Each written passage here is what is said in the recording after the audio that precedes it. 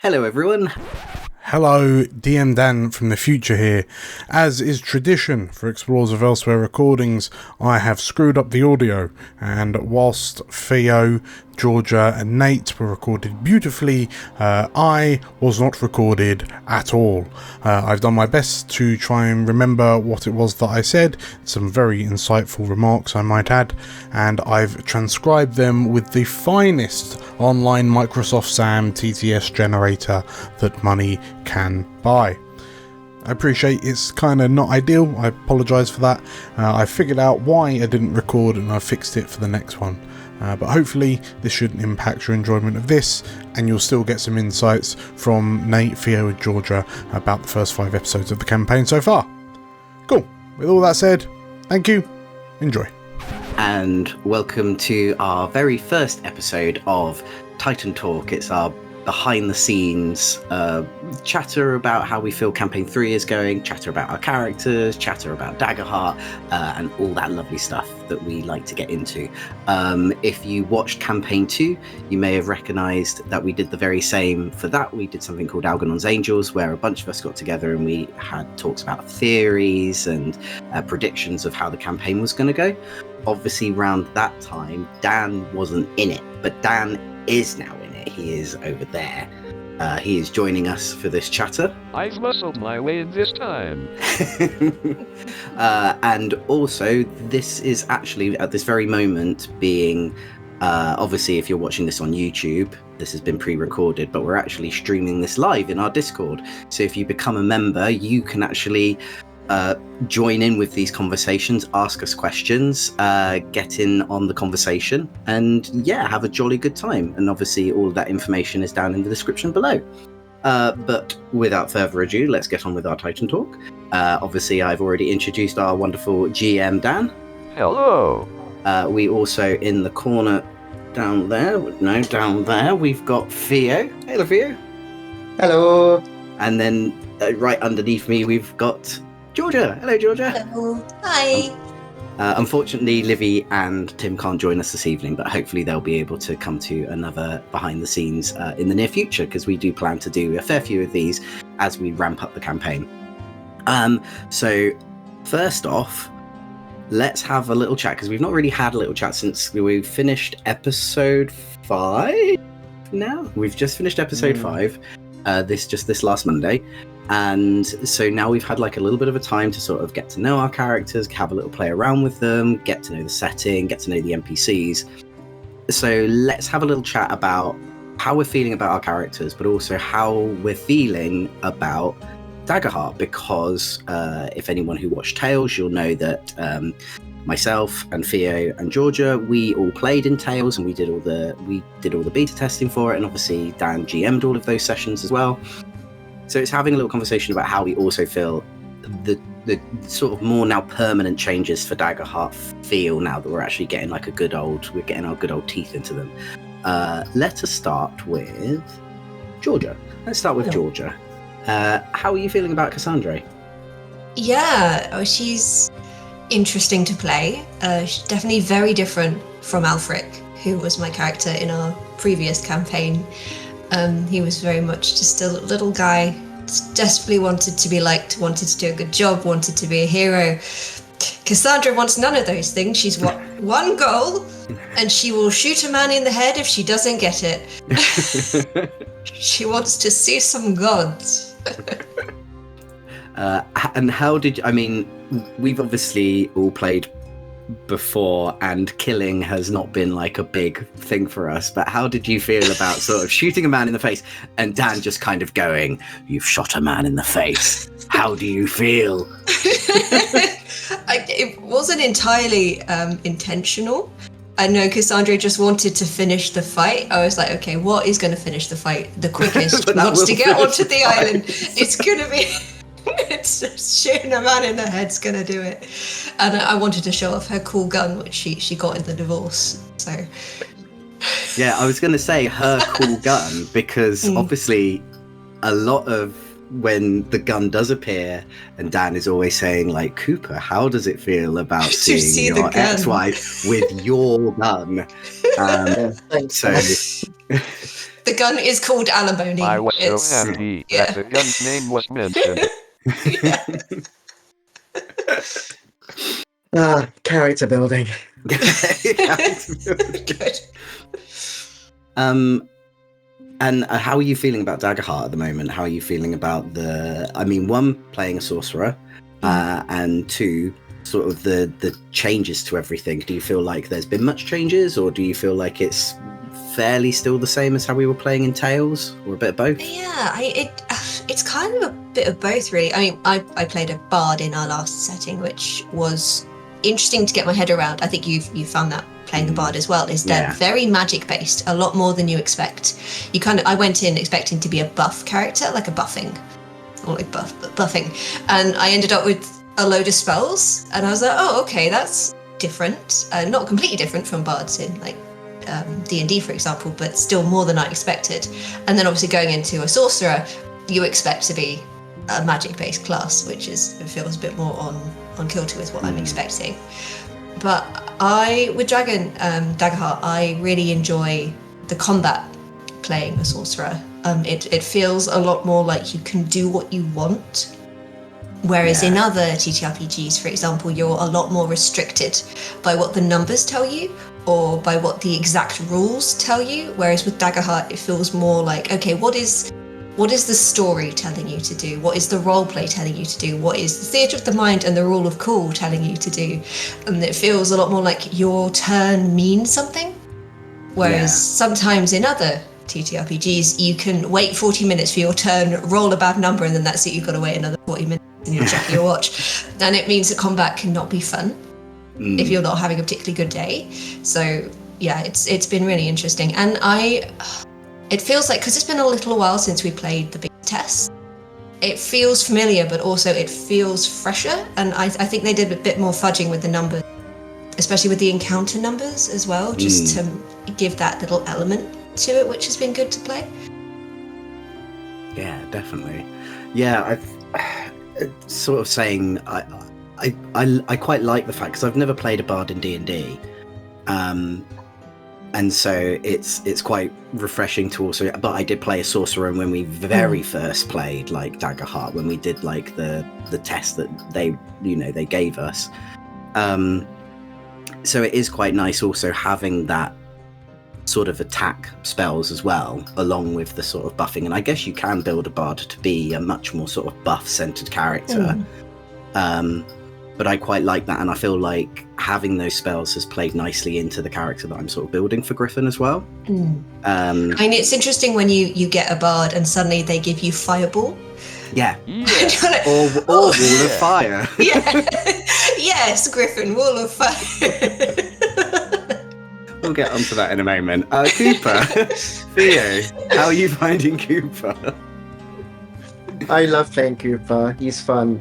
Again, I've never played a rogue before, and he's very like different to Cal, who I played for Tales, where Cal was more like, in your face fight, but also very stoic as a character.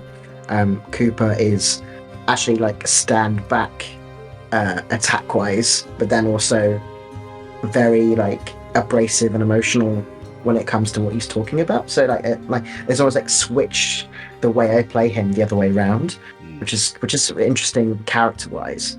I usually play little guys, so Cal and Cooper are still very different to me, but it's been nice to play different aspects of the new character.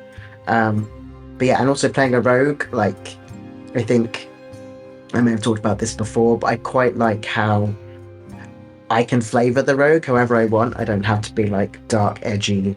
Like the game doesn't like punish you for not playing the dark, edgy, shadowy rogue, because I'm basically playing like a Han Solo kind of mercenary character who has lots more elements to him apart from, hiding, which is something obviously in the usual TTRPGs, the hiding and the sneaking and like picking of locks feels like the most centric thing a rogue can do. Where with Cooper, I feel like there's so much more to him. Like I really enjoy the not that it's as useful in the Titan Hours, but as it stands, Cooper's ability to be able to know someone in every town he goes to is like written into the rules of like, knowing an NPC, and like ranges of like how that affects the play, and like it's like fun to be able to talk about that, but also just how do I put it? Like, I just don't feel like I feel so much that Cooper is a lot more rounded because I have the freedom to grow him however I want within the Daggerheart system, where he could become more fighty, he could become less fighty, he could he could gain world spirit magical powers. I don't know. I doesn't feel like I'd be limited because I've chosen a rogue at the beginning, and that's what's really fun about him. So yeah, so Amazing. Just throwing that out there. Yeah, and I mean, also, how are you finding Daggerheart? How are you finding Are you finding any sort of changes, sort of difficult or easy or anything like that? I think, I mean, from the beta test, I don't see too much difference because obviously I'm not playing the same class as I was before, and I think if I'd been playing a Guardian again, I would have noticed a difference. But because I'm playing a Rogue, I think because it's still fresh to me, it feels fresh, like what George was saying. And I think like the main thing I noticed is like everybody's like unique hope things seem to be very different, and then the evasions are very different. So like I've got a really high evasion now as a rogue because that's built into the rogue kind of character, but nowhere near as high as they used to be back in the beta test. And I think we all had an initial panic of like, oh my god, what's going to happen if we get hit? Because we were, but I feel like it's a lot more balanced now than it was before. But yeah, really enjoying Daggerheart. I love the combat system. I like being able to actually like George said, be able to contribute in combat in an effective way. Like even like looking at episode 5, where I felt like there was a lot going on, I could still make the choice to be able to do those things, but it was just trying to work out how to get involved, how to be part of the story instead of waiting my turn. It was more like, okay, what's the most sensible thing for me to do here? What is Cooper actually going to do here compared to, is it my go to shoot another arrow at this guy? It's a very, very different vibe, and I really like that about Daggerheart. Yeah, I'm a big fan of that as well.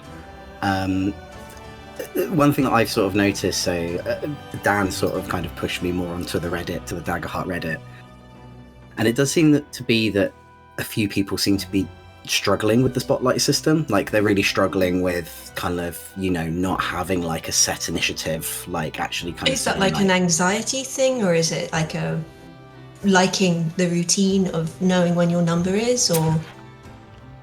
The great thing about Daggerheart's lack of initiative structure is that you can make all of your turns exciting. Instead of having a good idea but having to wait for your turn, you can say, "Me next."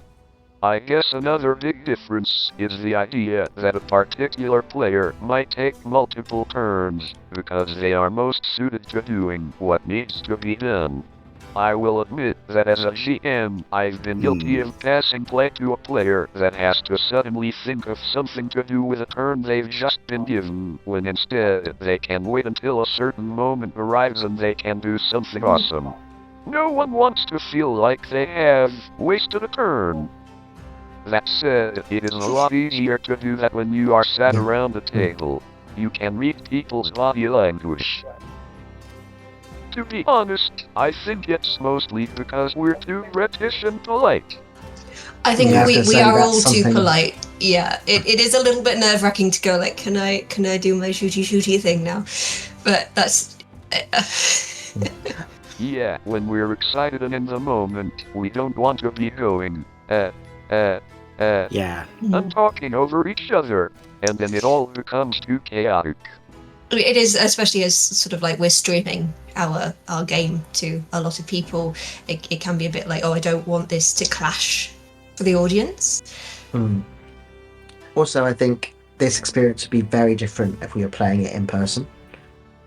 Like if Yeah. we're doing combat in person, I feel like you could absolutely like tap someone and go, "Come on, it's your go." Like there'd be a bit more of a camaraderie around the combat because you're in, like being able to see who's itching to get in there. Where I don't think streaming allows for that as much. But that not in a bad like. I think we're gonna. It's like teaming. We're still like a new team as well. So eventually there'll be like we'll have tag teams that we know really work, or we'll have like people will develop stronger relationships with certain characters because of certain tag teams and stuff like that. So you know that eventually you'll be like, "Abe, you're gonna throw me? You're gonna throw me across over here to do my tag teams?" But yeah, you know that those things are going to develop as we go on. But it is still early days as well. I think that's good to know. Absolutely.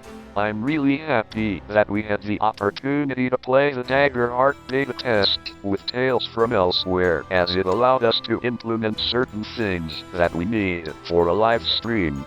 That said, we're still developing Foundry to be as efficient as I know how to make it.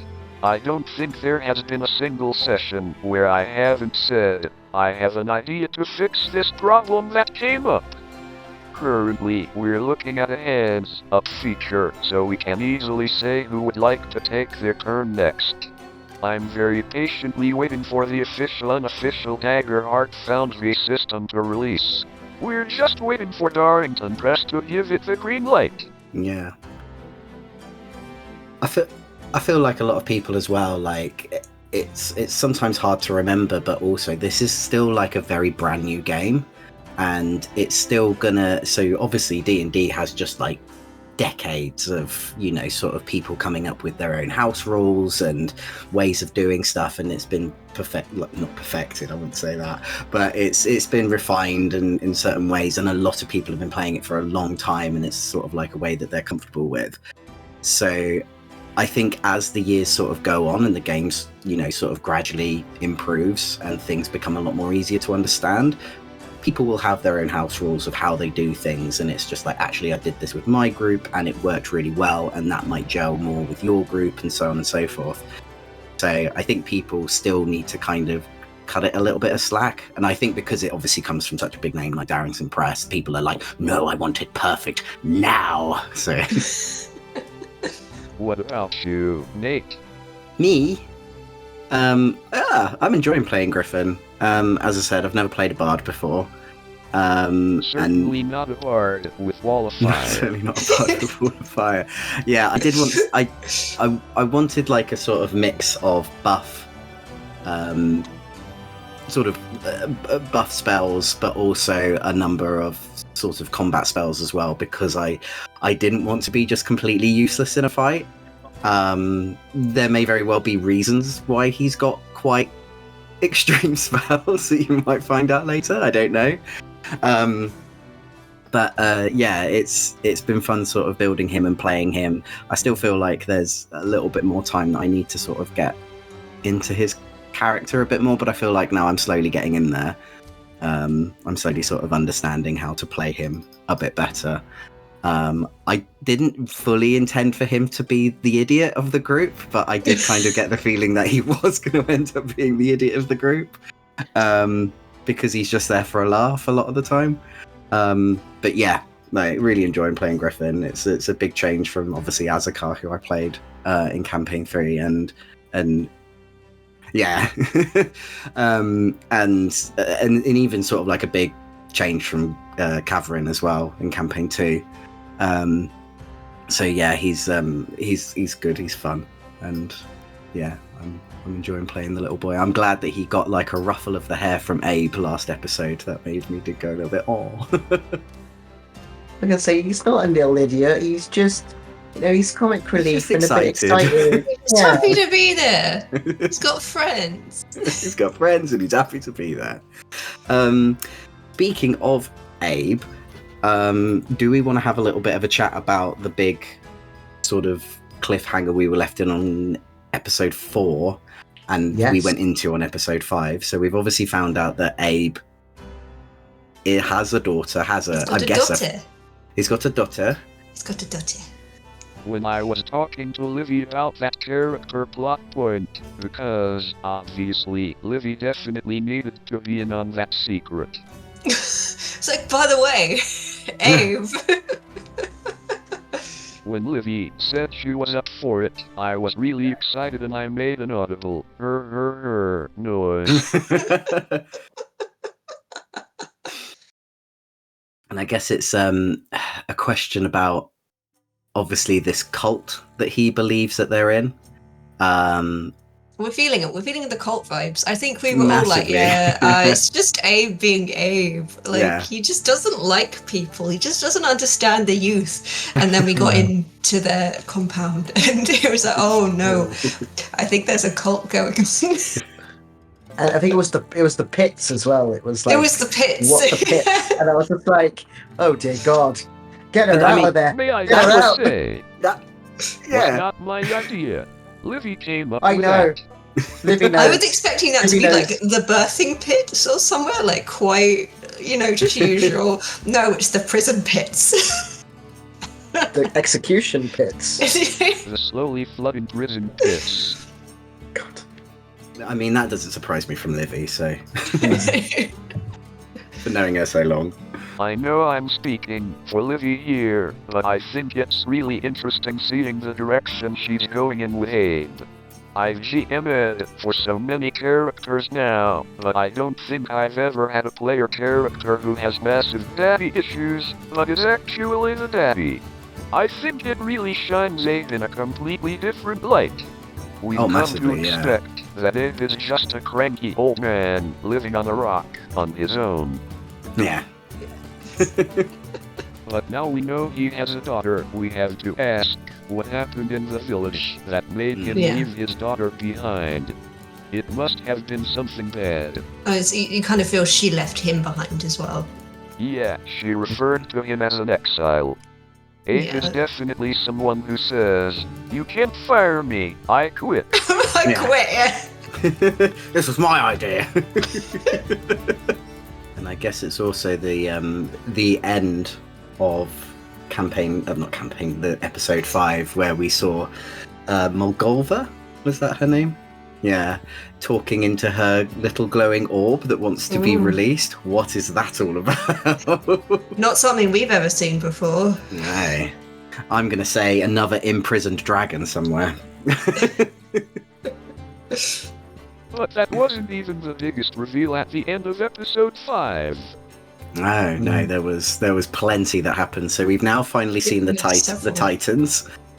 We've Fighting. seen Brunan and Weiser Pfizer. having a good old fight.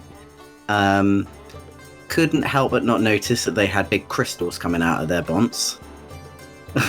Dunno what you mean. If people want to look back at the photo that Dan shared in the Discord, then we can very much see, or if you go back to the episode, you can also see it in the episode as well. Yeah, they got some big old crystal stuff coming out of their head, and crystals and big glowy crystals have been a theme a bit in all the campaigns a bit, so maybe it has something to do with that. I don't think it means anything. Watching. Yeah, but also our spooky trio who have turned up, especially our big spooky person, our big spooky keeper in armor, who obviously made a very brief appearance right at the end of Tales as well. What's his deal? Thoughts for you? Yeah, Dan, you're right here. Well, we know that he is. He spoke very much about how even like one of the dragon gods had died, and how something was. So it's obviously some person who is trying to gain some sort of much more godlike power to be more powerful than gods. So He did slaughter an entire China temple of priests when we first met him. I think his stance on things is pretty clear. yeah. To make sure we're all on the same page, at the end of Tales from Elsewhere, our mysterious stranger was identified as a champion of Tervotha, the Sundered. And we also know that Kervotha was one of the dragons that was actually slain during the War of Dragons. But yeah, he did a total party kill on his temple. Murder hobo. One additional tease I'll give you is that during that reveal of the three figures watching the battle between the titans, one of the other two had a tie into another moment in Tales. I wonder if it's got something to do with the manor, the murder mystery one that you guys were in. If it's in that one. But we'll have to watch back. I'll have to ask my brother because he's been watching all the episodes, so he has much more up-to-date information. I guess another character that we wanted to talk about as well is Ellis Mira and what her deal is. Yeah, Dan. What is her deal? Theo. Yeah, Dan. I do have a theory, and I've spoken about this with Theo. But I'm not going to mention it now because I'm going to keep it to myself because I'm not bringing up Just in case. Yeah, I'm not starting a whole another Melodani situation like I did last season. I really enjoyed the series about Melodani. Of course, they were all wrong, but I liked them. I'm going to wait until I've hopefully got like a little bit more information. Yeah, I was going to say, write it down, put it in your notes, and then reveal it when Well, I've already told Theo. I can tell you, Georgia, later if you want. Oh, excellent, thank you. Yeah, Dan's not allowed to know. Dan's not allowed to know, because then he'll go, ha ha ha, no. Oh, ha ha ha, that's better than what I had in plan. I'm going to use that. Yeah, Ellis Mira is so interesting. Like, I thought I understood who she was by the end of, like, episode 2. Like, I was like, okay, I see where this is going. She's someone who has fingers in many pies, but she seemed quite concerned. And, you know, even though she was being a bit dodge, I was like, yeah, but Cooper's a bit dodge. Doesn't mean that she's a bad person necessarily. But then, by the end of episode 3, I think it was, I was just like, I have no idea what's going on with you anymore. And then she didn't engage with Cooper at all on the boat, and then just was like, bye. I was just like, I don't know what's going on. I got ghosted. So I think like Cooper certainly hasn't got a clue, and neither do I. So, you know, if Cooper looks confused, I'm also confused. It's fine. I have no theories whatsoever, which works playing Cooper, to be fair.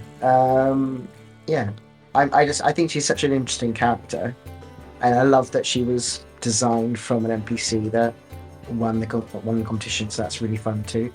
Like, I'd be proper stoked if I'd put that character in, just like mystery. Firstly, I'm still absolutely blown away by the response we had from the NPC creation competition. We have so many fantastic NPCs that I can do things with. Ellis Mira, Sir Thrush, Melusina, Hopeless Eileen. These are all characters that wouldn't exist without the viewers. I do like Hopeless Eileen just because I did find it incredibly funny that we were all just like, oh, bless her little heart, and then everyone in the town was just like, bugger off. Bellend, get out of it. I enjoyed how in the crowd sang, "Oh, bless Aileen." In that episode, someone in chat congratulated us on it. I was like, nobody else in that town. This poor woman. Ships Cass and Cooper, only Eileen. She's the real big bad of this campaign. I sense it in my bones. We're watching her meteoric rise to power. We're going to come back to Dolashal and it's going to be burnt to the ground with just her standing in the middle of it.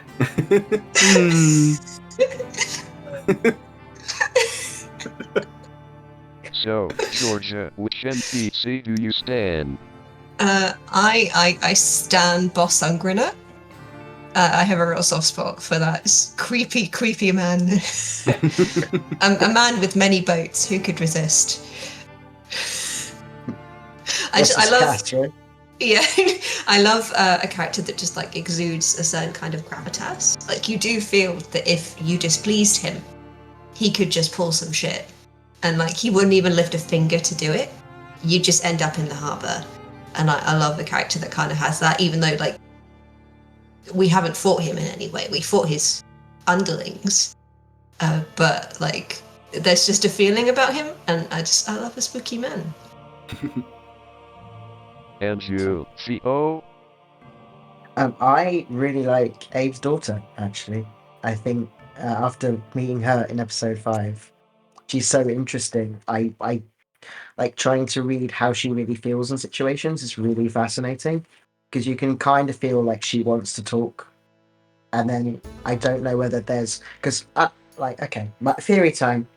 Putting on the foil hat, I have a feeling that there's some sort of like the cultishness derives from like some sort of spell or curse, because at one point she looked like she was going to say something but she couldn't. Like you specifically said, she was trying to speak but she couldn't, as if she was trying to speak and then Moldova turned up and then her tack changed, like her everything and I'm just like, is there a spell on everybody? Is that why? I mean, obviously, like it'll be really interesting if either way, but I was curious to see if there's actually magic affecting the group, and Abe just wasn't affected for some reason, or obviously that was Sheer after his will, time, sheer or stubborn. I mean, yeah, maybe even coming from the marble. Yeah. So watch out, Cooper, because you've Which got we've some of it now now. I was gonna say I've got this, And he's marble. not told anyone. No. Sneaky little git. I think it's quite clear that there is quite a lot going on in the village and on the Isles, and it must be bad if Abe left. Just a whole Yeah. bucket of stuff going on. And I'm guessing that's why he was very keen to go up to the Standing Stones, if that's what it was called again. Yeah. Yeah, the temple. I'm guessing ex-wifey is somewhere up there.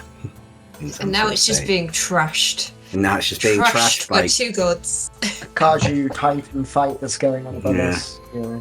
I will say, I'm actually quite surprised we met the locals so quickly. I thought it was going to be like a couple of more episodes in until we met them. I thought we were going to get some more sort of like beaten up in wilds for a while. It's like kick them while they're down. Just keep kicking. Just keep kicking them. Oh, there's the locals. They're gonna kick you Get out another as tree well. out. Well, one thing to bear in mind. Now that episode 5 is done, we are officially a quarter of the way through the campaign. We are speeding through it. Yeah, we'll be done by October. If every episode is still going on sort of like every Monday, we'll be done by October. Unlike with campaign 2, because we were recording, not streaming live.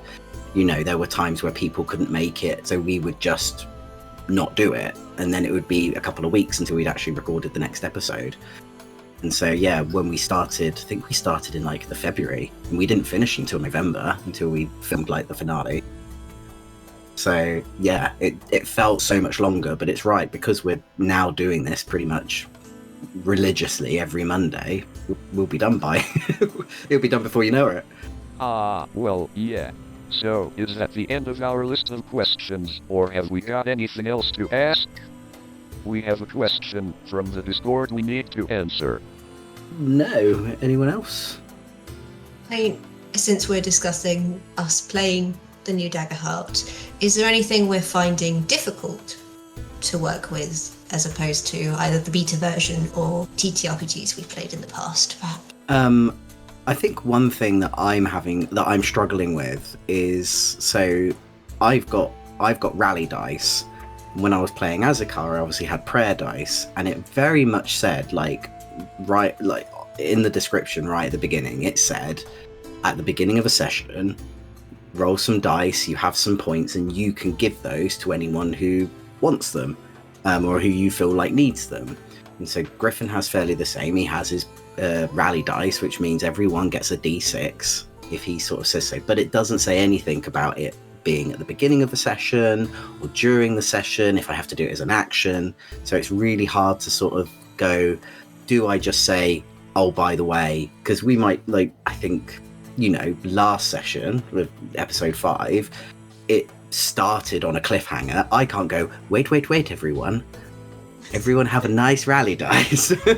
I think because Daggerheart uses sessions as a unit of time, it can throw us if we're used to short and long rests, or days, from D&D, in the rulebook, in one of the examples. It suggests that a 6-hour session is actually 2 sessions. So we just need to remember that we can spend all these abilities in one night of playing. Nate, you have Griffin's Rally Dice, Azikar had his Prayer Dice, Georgia, you have your Unleash Chaos ability.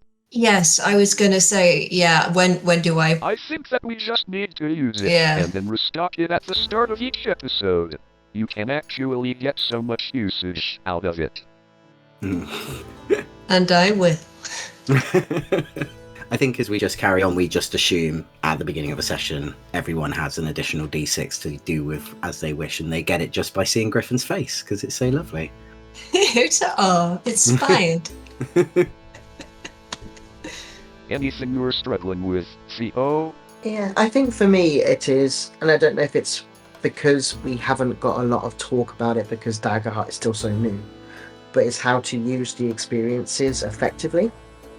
Because I really struggled with them with Cal, because it was the first time really building a Tales character and like a character for Daggerheart, and I was like, well, here's the experiences he would have had, but then trying to like tie those into a real-time context within the game where I go, well, actually, Dan, because of this, I should get +2 or +3 or whatever it is. And like this, even now with Cooper, I don't know if I've made the experiences too vague, or because they're too vague, it means I can use them however I choose as long as I tell you. But it's then remembering that I have them because they're so vague. So it's like trying to get used to that, because obviously you just don't have that in D&D. You have feats. Feats tend to be the similar thing, but feats usually have a specific purpose. Like in combat, you can do this, or when picking a lock, you can do this, whatever it is. So experiences are so much more vague, and it's all about you bringing it to the table. So I think that's just getting used to that for me. I know what you mean. I'll put my hands up and admit that I've not been great with experiences so far. I'm looking at the top of my computer monitor right now, because what I need to do is stick your 15 or so experiences along the top of my screen so I'm reminded of them. That way, I can make sure to guide the narrative towards your experiences to allow you to use them more often. That said, experiences allow you to be super proactive with your character choices. They're such a powerful building tool that completely embody your character, so it's in your interest to make the arguments for why you can use an experience. There is also a rule well, it's not so much a rule, there is like a bit in the book that says if you get to a new level and you want to change an experience, so it's like you're changing an experience to more suit the campaign, you can do that as long as you're sort of talking about it with your GM. So if there was any of your experience that you're just like, I don't feel like I'm using this, can I change it to now something that I've actually gained through the campaign? Yeah, then that works better, and that's your character's growth basically, which I think is pretty I like good. that. Something again that D&D doesn't really allow for. So yeah, it's fun. Yeah, unless it's like a feat. And what about you, Georgia? Yeah, but pretty much the same thing. It was the tokens. Remembering that you have tokens and knowing when to use them.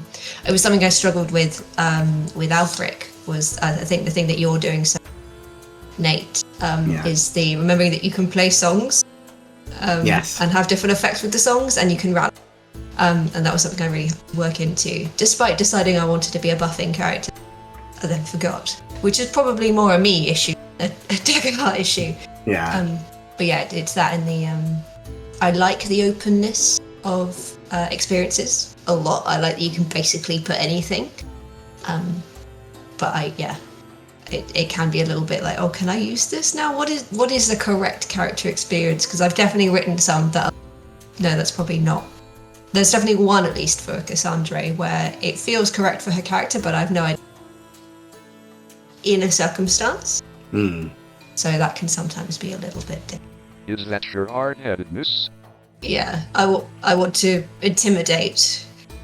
I also think if I want to headbutt someone, I could be like, Dan, she's got a real hard skull. +1. Cooper's like, yep, that checks out. Okay, time for the question from the Discord. Lane wants to know, what is your character's least favorite Doritos flavor? Starting with you, Theo. Oh, yeah. Yes. Okay. I know mine Yep. because I know mine. Cooper, anything that isn't spicy. Because even though he's a dragon, he doesn't do hot food. So that's mine. So cool original or cheesy. They're his. He's good. I think I don't think he dislikes any of them. I think he likes all of them. But I think we decided that like his most favorite would be like the Cool Ranch. But then I had like a little bit of a think about it. And I feel like, because obviously if you're watching this from America, you have like loads of different flavors of Doritos. We don't. We have like about three or four flavors of Doritos. They have brought out the barbecue ones recently again.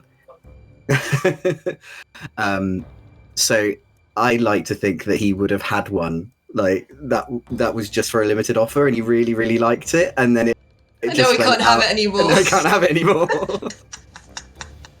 That's his sad backstory. Yeah.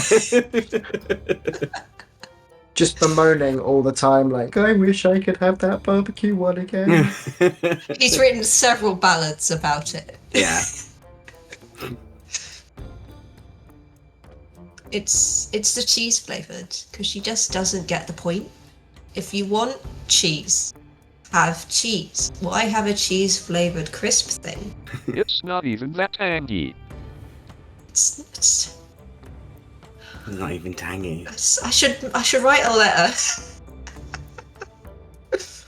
There you go. Now you know our player character's least favorite Dorito flavors. If you want to have your burning questions answered, jump into our Discord and leave them there to ask. So, I think we've gone through our list of questions. I was just wondering, Nate, if there was anything you wanted to talk about. Something that you were looking after? Oh, I'm looking after. Let's leave it for another time, because You tease. a tease. It's related to Daggerheart. It's still related to Daggerheart, but a bit of a tease for you for hopefully maybe sometime in August. That's the plan, but we'll tell you a little bit more maybe in July. Yeah, do you want me to count us out? Yeah. Yeah. So It's my night off. that's my night off. Yeah. So thank you everyone for joining us if you are watching us live at the moment. And if you're watching on YouTube, if you want to watch this live, look down in the description. You'll find out about our Discord. Obviously, you can still join it for free, but if you want to chuck us a little bit of money, and every single thing comes towards everything goes to the channel. Everything goes to the channel to make it bigger and better, and all the lovely stuff. All of that is down below. You can either join as a YouTube member or you can join on Patreon. We've got both, and both of them will give you access to a special members area in the Discord where you can watch things like this, but also other things that we have planned for the future as well. As of probably this going out, I still think the Crit Awards nominations are still open. So you can, if you've watched any of our past episodes, you can vote for Dan, who is currently up for the Best GM award for a Darrington Press game. You can find that again in the description below. And also, if you want to learn more about the Daggerheart rules or any other TTRPGs that we've played on the channel, we are affiliates with Drive-Thru RPG, RPG Drive-Thru. Drive-Thru RPG, yeah. We're affiliates, so if you go to our link, you don't necessarily have to buy Daggerheart. You can buy anything that they've got on the site, and they've got loads and loads and loads and loads of games. They've obviously got Daggerheart, but they've also got Pugmire, which we played recently. They've got Blaze in the Dark. They've got lots of other things as well. So have a look, and if you buy anything, we get a little bit of a kickback, which is absolutely brilliant and helps with the channel. I think that's everything there. We'll be back again next Monday, which will be the 2nd? 1st? with the Critter Lords. Well, everyone will be there, but I won't. I'm not going to be there next episode, unfortunately. I'm going to be out of the country, enjoying myself in Portugal. But I'll be back for the next episode. I wouldn't want to miss that. But yeah, Homeward Foundation, Theo and Georgia have a horror drama audio play called The Homeward Foundation. Last episode dropped just last Tuesday. Do go and watch that. Episode 3 landed. Is there anything else you want to add to that, both of you?